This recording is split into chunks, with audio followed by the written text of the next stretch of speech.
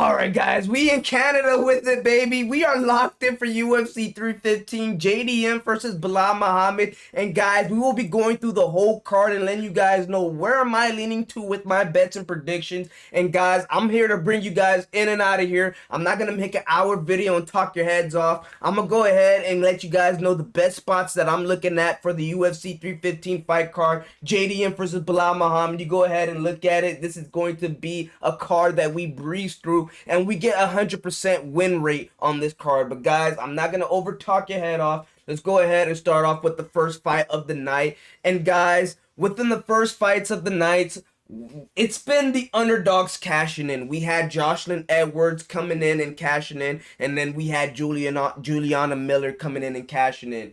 And in this spot right here, I just can't go ahead and bet against the Kazakhstan fighter in Brikats. I don't know how you pronounce his name, but Brikats Alaman. I just can't fade him. You just can't fade the Kazakhstans. That's just the rule. First fighter of the night, we have Brad Katana coming from Canada.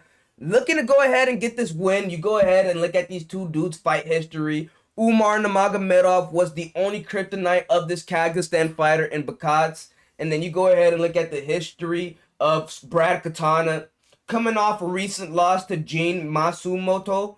And you go ahead and look at him. He just recently lost to Rob Font. So in this spot right here, I just can't bet against the Kazakhstan. Don't know too much info about him, to be honest, to say, yeah, his jab is poppy. He's good here. He's good there. The only way I can lean in this fight right here is just betting on the Kazakhstan fighter. All right, guys, hold on. Let me pull up my notes for the next fight up. All right, we have Ji Long Yi versus Daniel Santos. Now, guys, one thing that I find really, really interesting in this matchup right here, you go ahead and let's zoom in onto this. Let's look at the fight odds going into this fight. Now you go ahead and look. Ji Long Yi was recently booked at a -265 favorite going against Gavin Tucker. And Gavin Tucker pulled out the fight for whatever reasons he had to pull out of the fight. So now we have a Ji Long Yi that's been training. And I don't think he's training for a game plan of a Gavin Tucker. I think he's just training on his game, his well-roundedness, to just go ahead and be better in the octagon. And now he's going against the baby Charles Oliveira and Daniel Santos. The odds, as you guys can see, it started at +150 Ji Long Yi. And now all of a sudden the odds has moved up to Ji Long Yi being the favorite of this matchup and Daniel Santos being the underdog. Daniel Santos opened this lineup at -175. So guys, that is a huge shift to be a -175 favorite to a +100 underdog. And that's where you're getting Daniel Santos at. Guys, if I'm going to be honest with you, I'm going to have to go with the public. And I have to go with Ji Young Lee. I don't know how to pronounce these names, guys. You know where I'm going with. I'm going to have to go with the Asian.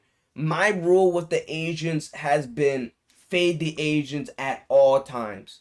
But as of recently, the Asian stocks have been going up a little bit, not too much. You had Zhang Wei Li. We have the Ming dude beating Anthony Smith. So now in this spot right here, I'm gonna take Ji Long Yi. And you go ahead and look at the Brazilians. Their stock has been dropping. Alex Pereira has lost the belt. You go ahead and look at Davison Figueroa, just recently lost to Corey Sandhagen. You go ahead and look at Carlos Prates recently losing to Ian Gary. So the stocks of the Brazilian has been dropping, mainly in the main card spot. But in this spot right here, I just can't go ahead and bet on the Brazilian knowing the stocks of the Brazilians right now. All right, let's go ahead and get up to the next fight. Let's pull up our notes for that one. We got Bruno Silva versus Bruno Silva versus Mark Andre. I don't know how to pronounce that. I'm not even gonna try. All right. This fight right here, Bruno Silva he's going through depression right now, and that's just not a spot I want to go ahead and bet on the fighter. You're going through depression, and he's been going through this depression before he had his recent fight, which was against. Let's go ahead and pull that up. It was against Chris Weidman, if I'm not mistaken. Yeah, it was before the Chris Weidman fight. And as you guys can see, He's been on a crazy losing streak, losing 4 fights in a row. And as you guys can see from Mark on his side of the town, he's been losing 3 fights in a row. So this is not a pretty side for either fighter. This is one of those fights where people are going to think this is a 50-50 fight. But I just don't think this is a 50-50 fight. I think Mark has the slight edge in terms of if he's locked in with the game plan, he will win. In terms of Bruno Silva not just being locked in with this game plan. And plus, losing to a Chris Weidman just not good for your stock. So in this spot right here, I'm going to have to go with Marc-Andre winning this bout. Is he the underdog? Let's go ahead and look at it. He is coming in at a minus 148 favorite, which is good to see because I think that's the right spot for him. Over here, you go ahead and look. He is a minus 157 favorite. So, yeah, you go ahead and take him at this spot. I think that's a perfect spot to take Marc-Andre. I just can't bet on a guy that's just not right in his head right now. So, this is a, not potential. This is a fight where Bruno Silva's career, and his job is on the line. So, he has to win this fight in spectacular fashion, not by boring fashion. He needs to win by spectacular fashion. So the only way I can lean is just Mark winning this bout. Next fight up, we got Navarro Sterling versus Ivan Erslan. Now, guys, if you were to go ahead and book this fight last week, I will be leaning towards Navarro Sterling. But I'm going to go ahead and say how it is. After looking at that Bo Nickel fight, and Bo Nickel, he was a minus 375 favorite opening up that fight, and he got fraud checked by a lot of people's standards. I don't think so, but a lot of people thinks that. But you go ahead and look at this fight right here. We got a New Zealand fighter in Navarro Sterling, being with Alexander Volkanovski, being with Israel Adesanya, having those dudes on his side. 2 fights logged into his matchup. Let's go ahead and pull it up. Hold on, let's pull it up real quick. He has 2 fights. Yeah, 2 fights logged in compared to Ivan Erslan's 7 fights. You go ahead and look at it. His recent fight was against George Turcos, and I just wasn't impressed watching that fight, guys. I just didn't see anything for Navarro Sterling to be like, yeah, this guy's going to go ahead and do his thing. And on the other side of town, we have a plus 240 underdog in Ivan Erslan. Losing to Ion Cantubala, damn, these names are crazy, but losing to Cantubala, which is a tough loss, but that was his only fight in the UFC. This is a up-and-coming fighter that could be in his prime, that has 7 fights logged in, that there's not really much known on this dude, if I'm going to be honest with you guys. He's a big boy, he's heavy, he can move strong. The only thing I can see that Navarro Sterling has over him is the clinch game, making this fight really boring and making it competitive for Ivan Erslan, possibly giving Navarro Sterling the slight edge on winning this fight. But I just don't see the minus 280 favor on Navarro Sterling, so I would have to lean Ivan Erslan, guys. I know that's a crazy pick. You guys might call me crazy, but I'm going to have to lean towards Ivan Erslan. Alright, next fight up, we have oh man, these names are crazy. Modestas Bukakas versus Ion Cantubala. And, this is a tough one, man. This is a tough one. But I have to lean towards Ion Cantubala winning this bout. I'm not going to overcomplicate it. I do think this is a 50-50 fight. Let's go ahead and look at the odds of this fight. Minus 108 from Cantubala, plus 100 underdog from Modesta Bukakas, which is decent value you can get because I do think this is a 50-50 fight. So believing that a 50-50 fight can happen, you want to lean towards the underdog. Cantubala is a dog, man. This is a guy that you know, even if he's getting beat, he's going to go ahead and just fight. And how much damage has he taken to go ahead and now, just how much damage has he taken at this point? This is a tough spot. I'm leaning towards Ion Cantubala, and I'm going to have to go with Modesta Bukakas, guys. I'm going to have to lean towards another underdog in this bout, plus 100. I'll cash it in at that spot. I don't think it's a bad spot. I wouldn't bet this matchup right here. I'll just watch it. I wouldn't lean towards anything in this matchup right here. But Yeah, I'll lean towards Modestas Bukakis winning this bout. Just not a matchup that I'm highly liking, but I have to make a pick. That'll be it. All right, next fight up on the list, we have Jessica Andrade versus Jasmine, okay, versus Jasmine, whatever I pronounce that. All right, guys. Damn, these names are crazy. You go ahead and look at the fight histories of these girls right here. These girls have been cashing in, especially going against Brazilians. You go ahead and look at it. The only girl that's been on the kryptonite of Jasmine's side of town was Natalia Cristina da Silva. You go ahead and look at Jessica Andrade's side. The only girl that's been on the bad end on the Brazilian side was Natalia Cristina da Silva. So these girls have something in common, and that's losing to Natalia Cristina da Silva.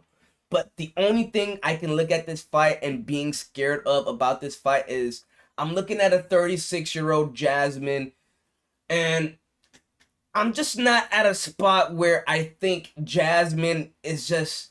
I do think she wins this fight. I'm going to go ahead and say this now. But I'm just not a spot where I think she goes ahead and dominates as a minus 275 favorite. Now let's go ahead and pull up my notes right here. And if you go ahead and round out the minus 275 favorite and you go ahead and put it as a percentage she's going to win that the betting odds are stating it as, she is a 74% chance. She has a 74% chance of winning and cashing you your money at that minus 275 spot. And looking at Jessica Andrade, a woman that's been on the bad end of her career, their stock has gone down, but she always has one weapon in her bag, and that is that one punch knockout power that she possesses, that Jasmine just doesn't possess. Jasmine has to literally win all 3 rounds. She has to win by submission. A knockout, you instantly book that out of the equation. Only way that happened is Jessica Andrade goes ahead and not be herself and not be the same old Jessica Andrade we know her to be. So the only way I can lean in this fight right here is Jasmine. I'm not gonna pronounce her last name. Is Jasmine winning? But if you want to go ahead and get freaky with it, I'd take Jessica Andrade on the live odds. I'd probably lean there. Jessica Andrade still possesses that heavy hand. I just can't. I have to lean towards Jessica Andrade, guys. That one punch knockout power is just not a thing you want to go ahead and dox down. Having 28 fights logged into your record, it's not something you want to just go ahead and just joke around with. Being a purple um um belt in Brazilian Jiu-Jitsu, something you just don't want to play with. And Jasmine in this fight at minus 275.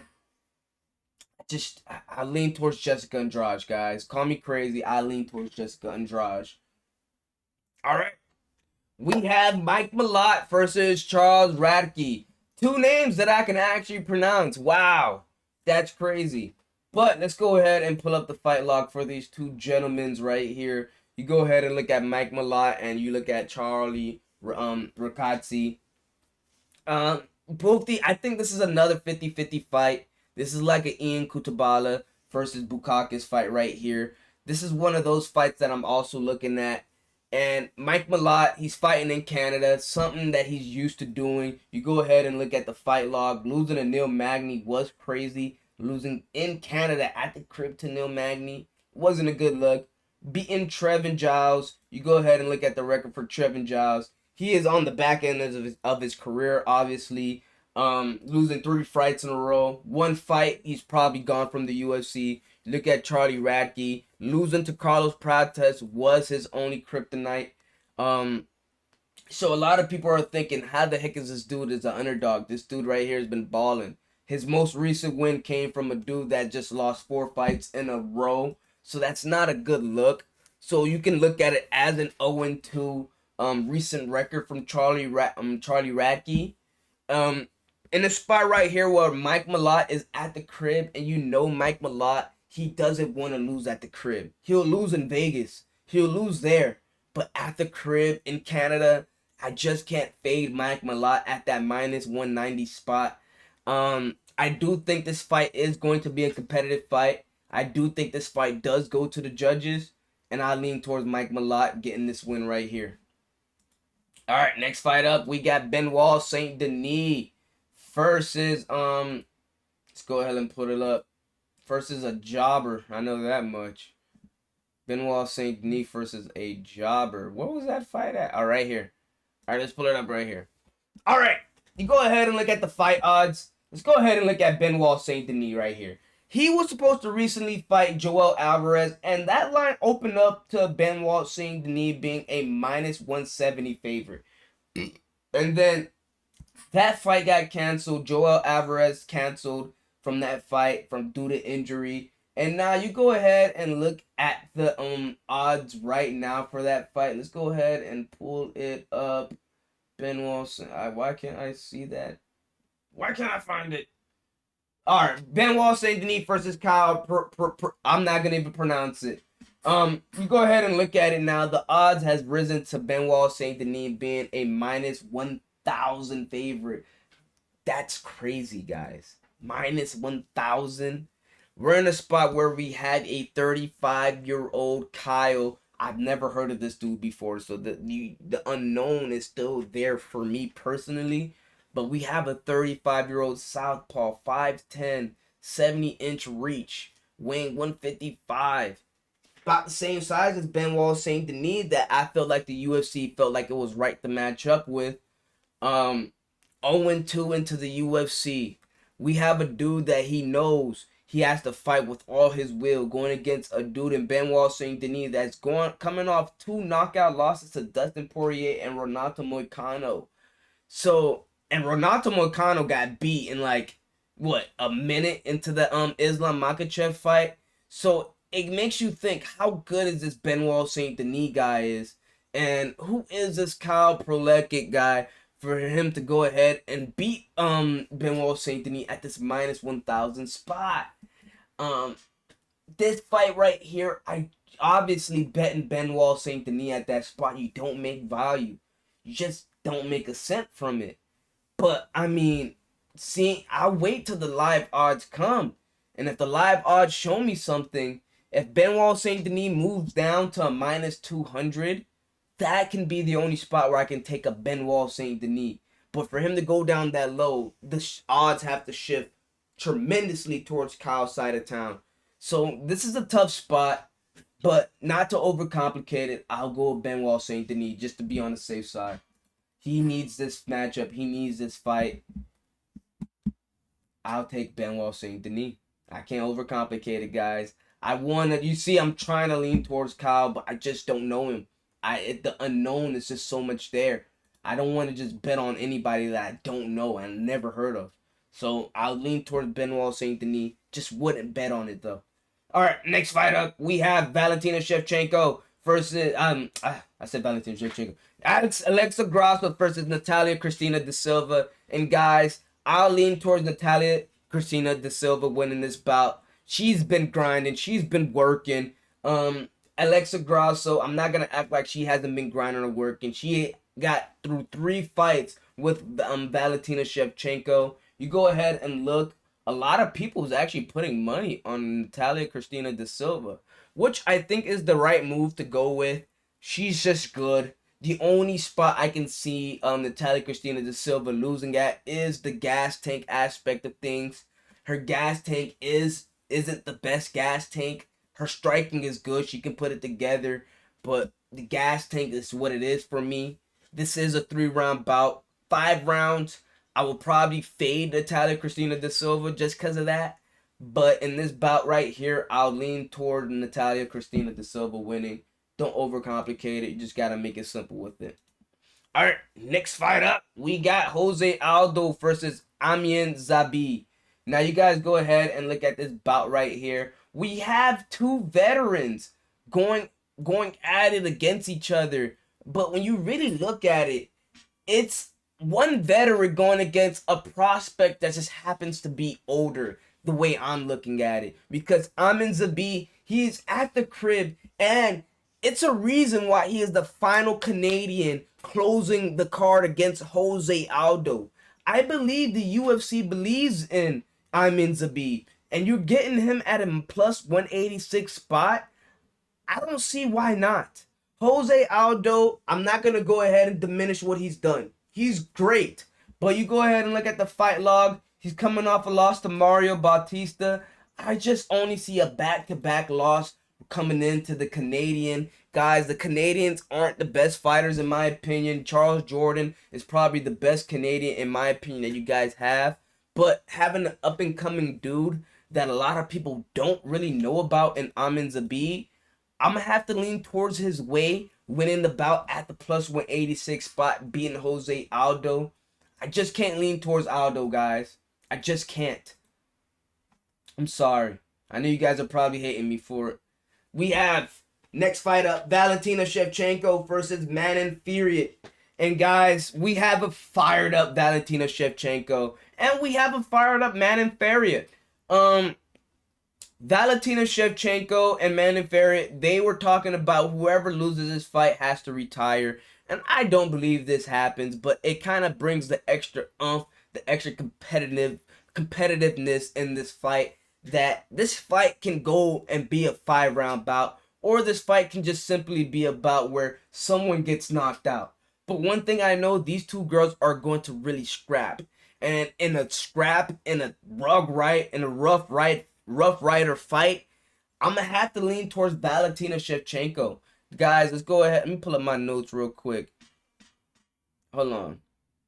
You go ahead and look at Valentina Shevchenko. Manon Fiorot is the favorite, actually. I didn't even know that. She has a 58% chance winning by the odds. And I just don't see that 58% chance. Going against the vet and Valentina Shevchenko, she filled up her rubies, one side of her ruby plate, first ever to do it. The UFC is looking to book the super fight between Valentina Shevchenko and Zhang Wei Li. So even if this fight goes to the judges, do I see that happening? I just can't, guys. But on the other hand, we have Manon Fiorot that's just been cash money, going against Tabitha Ritchie, Myra Benasilva, Jennifer Maia, and then, Rose Namajunas was probably her best win on the book. But this is a Rose Namajunas with Pat Barry on her side, and I just don't trust that. And Erin Blanchfield was pretty solid of a win, but she was just oversized. She was way bigger than Erin Blanchfield. And in this spot, she's way bigger than Valentina Shevchenko. And I'm going to have to lean towards Valentina Shevchenko winning this bout. She's going against a big girl. In a way, I'm kind of looking at this fight as like a Holly Holm versus Ronda Rousey fight. So part of me want to lean towards Manon Fiorot, but this is the bullet at the end of the day, man. This girl's a dog. I just can't fade her, man. Plus at a plus 122 spot, just can't do it. Won't do it. Ain't happening. And I'll lean towards Valentina Shevchenko. Alright, final matchup, guys. I tried to breeze through it, but I felt like this is how long was it? 23 minutes. Okay, we did a decent job kind of breezing through it. It wasn't an hour video, as I promised. It wasn't going to be. But we got Belal Muhammad versus Jack Della. And guys, this is going to be a tough matchup. Jack Della, he is a tough son of a gun in the boxing. And Belal Muhammad coming off a staph infection. I think he's going to go ahead and maybe start this fight off slow, trying to see and get a feel for Jack Della. So that's going to lead towards Jack Della winning the early rounds in round 1 by the bare minimum, him winning. So just by him, in my opinion, winning round 1 of this bout, I think the odds are going to go down, and the people are going to possibly look at Belal Muhammad possibly not winning this fight. So I would wait for the live odds to see if Jack Della wins round 1. And if you want to wait and be a little bit itchy, see what happens round 2 if Jack Della wins. If that happens, I'm going to have to go with the dog in Belal Muhammad, because one thing I know, Belal Muhammad is going to go with the game plan, and he's going to stick with the game plan. And it's going to possibly wear down Jack Della. I'm kind of looking at this as a Umar Nurmagomedov and Merab type of matchup, even though this isn't that same style of matchup. I'm just kind of feeling it's going to be that way where Belal Muhammad is going to lose the early rounds, and he's gonna win those championship and possibly round 3. So we're in a spot where I'm going to lean towards Belal Muhammad. He's fighting for Pakistan. You guys know what's going on over there. So you know that post-fight speech, he's going to want to go ahead and talk about it. I just see that happening. This is a Belal Muhammad that he believes in sex when you get married. So he ain't chilling with no girls. This is Belal Muhammad that's, you talking about no nut November. He's been no nutting since his whole life. You hear me? So this is Belal Muhammad that's locked in. This is Belal Muhammad that only thinks about fighting. This is a Belal Muhammad that doesn't do the extra BS like smoking, all this extra stuff. This is a Jack Della man at the end of the day that had to whip up some money to get his guys to even come to Canada. So I'm gonna have to see Belal Muhammad win this bout. I'll lean that way. The only way I can lean. So you guys can take Belal Muhammad for the spot he's at right now at a minus 190 favorite. But I'll see those odds go down a little bit in the early rounds. Belal Muhammad being probably plus 120 and then he cashing at that spot. So guys, I'd wait. But if you want to go ahead and not wait, take Belal Muhammad at the minus 190 spot. All in all, guys, breeze through this mother effer right here. Oh yeah, 18 fights logged in compared to JDM's 8 fights logged. 8 fights, Gilbert Burns, Kevin Holland, Randy Brown. Guys that are just going to go ahead and bring it on the feet, not really challenge you on the ground. Belal Muhammad has faced it all. You guys see it right here. Leon Edwards, Sean Brady. Hey, come on. Wonder Boy. So it's a tough spot for JDM. But all in all, guys, like the video, subscribe. I ain't got to tell you this once. I ain't got to tell you this twice. It's your boy, Fetty MMA. And I'm out.